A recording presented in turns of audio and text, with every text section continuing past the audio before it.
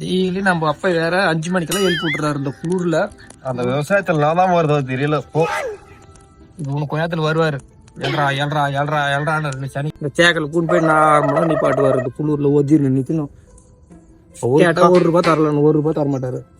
அவரு காலம் வேற நம்ம காலம் வேற. கம்ப்யூட்டர் காலம் ஆகி போச்சு. அவருக்கு எங்க தெரியும் முதலாளி கண்டெடுத்த தொழிலாளி விவசாயி.